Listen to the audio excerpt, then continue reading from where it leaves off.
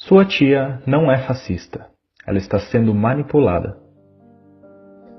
Você se pergunta como um candidato com tão poucas qualidades e com tantos defeitos pode conseguir o apoio quase que incondicional de grande parte da população?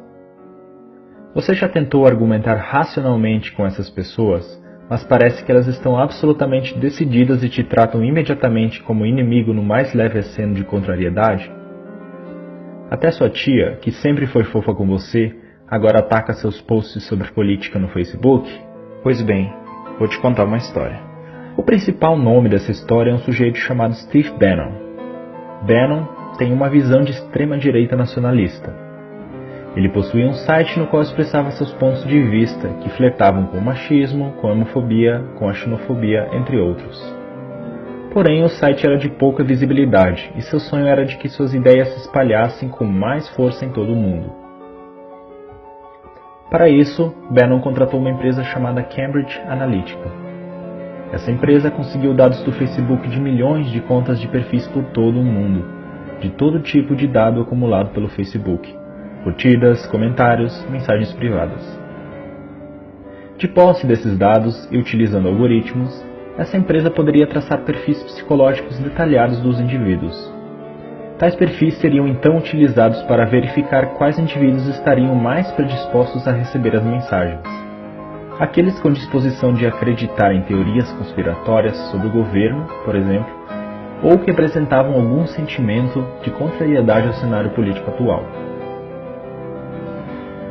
A estratégia seria fazer com que esse indivíduo suscetível a essas mensagens mudasse seu comportamento, se radicalizasse. Como as pessoas passaram a receber as notícias e a perceber o mundo principalmente através das redes sociais, não é difícil manipular essas informações. Se você pode controlar as informações que uma pessoa tem acesso, você pode controlar a maneira com que ela percebe o mundo, e com isso influenciar a maneira como se comporta e age. Posts no Facebook podem te fazer mais feliz ou triste, te deixar com raiva ou com medo. Os algoritmos sabem identificar as mudanças no seu comportamento pela análise dos padrões de suas postagens, curtidas e comentários. Assim, indivíduos com perfis de direita, em seu tradicional discurso "não gosto de impostos", foram radicalizados para perfis paranoicos em relação ao governo e a determinados grupos sociais. A manipulação poderia ser feita, por exemplo, através do medo, com o bordão "o governo quer tirar suas armas". Esse tipo de mensagem estimula um sentimento de impotência e de incapacidade de se defender. Estimula também um sentimento de "somos nós contra eles", o que fecha a pessoa para argumentos racionais. Sites e blogs foram fabricados com notícias falsas para bombardear diretamente as pessoas influenciáveis por esse tipo de mensagem. Além disso, foi explorado também o sentimento anti-establishment, anti-mídia tradicional e anti-tudo isso que está aí. Quando as pessoas recebiam várias notícias de forma direta e não viam essas notícias repercutirem nos jornais, chegavam à conclusão de que a grande mídia mente e esconde a verdade da qual elas agora sabem.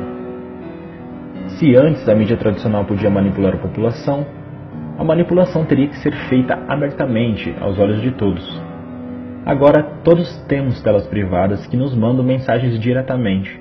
Ninguém sabe que tipo de informação a pessoa ao lado está recebendo ou quais mensagens estão construindo sua percepção de realidade. Com esse poder nas mãos, Bannon conseguiu popularizar entre os jovens a alt-right, movimento de extrema-direita americano, que resultou nos protestos Unite the Right no ano passado em Charlottesville, Virgínia, e que tiveram a participação de supremacistas brancos. Bannon trabalhou na campanha presidencial de Donald Trump e foi estrategista de seu governo. A Cambridge Analytica trabalhou também no referendo do Brexit, que foi vencido principalmente por argumentos originados de fake news. Quando a manipulação veio à tona, Mark Zuckerberg foi chamado ao Senado americano para depor.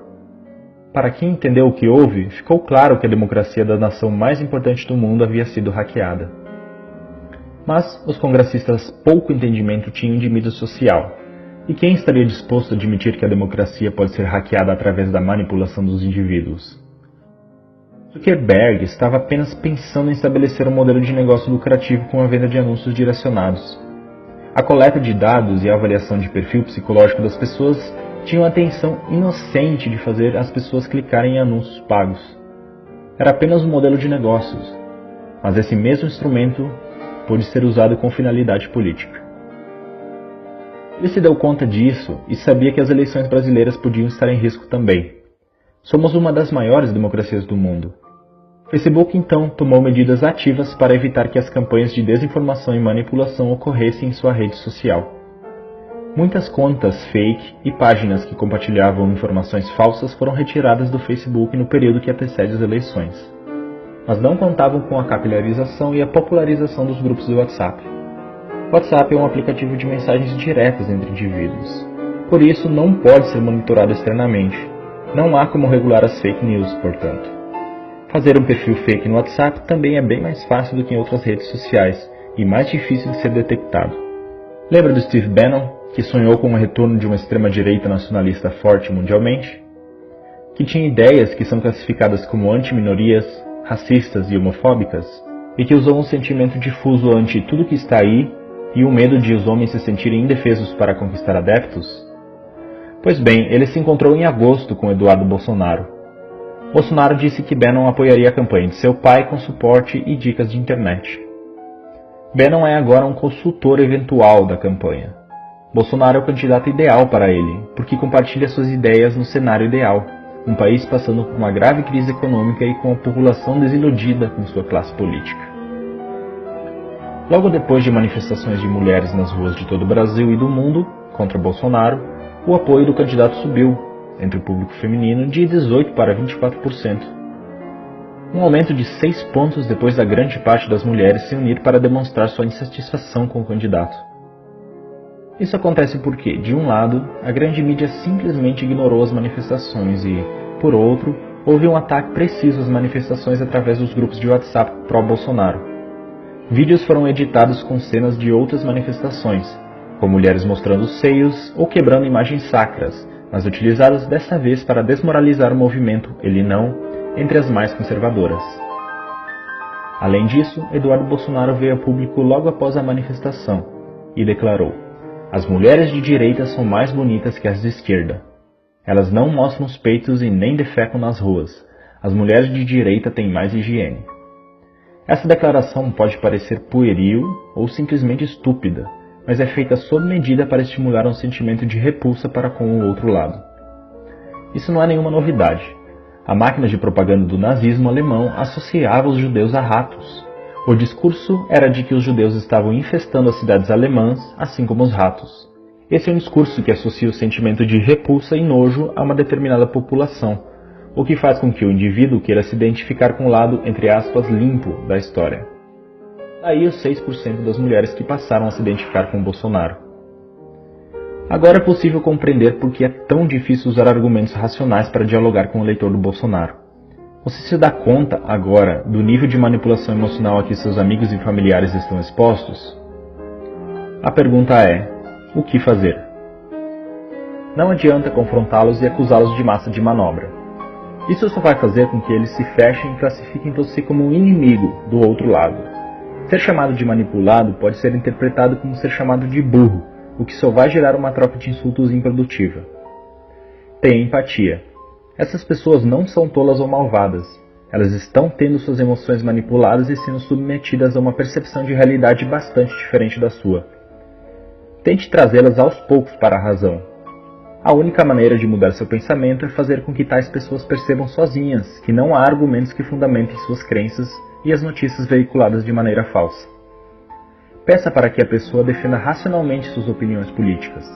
Esteja aberto para ouvi-la, mas continue sempre perguntando mais e mais, até ela perceber que chegou num ponto em que não existem argumentos para responder. Pergunte, por exemplo, por que você decidiu por esse candidato? Por que você acha que ele vai mudar as coisas? Você acha que ele está preparado? Você conhece as propostas dele? Conhece o histórico dele como político? Quais realizações dele você aprova? Se perceber que a pessoa não está pronta para debater, retire-se da discussão. Não agrida nem ofenda. Isso é um comportamento que radicalizaria o pensamento do somos nós contra eles. Tenha em mente que os discursos que essa pessoa acredita foram incutidos nela de maneira que houvesse uma verdadeira identificação emocional, se tornando uma espécie de segunda identidade. Não é de uma hora para outra que se muda algo assim. Duas das mais importantes democracias do mundo já foram hackeadas, utilizando tais técnicas de manipulação. O alvo atual é o nosso país. Não vamos deixar que essas forças nos joguem uns contra os outros, rasgando nosso tecido social de maneira irrecuperável.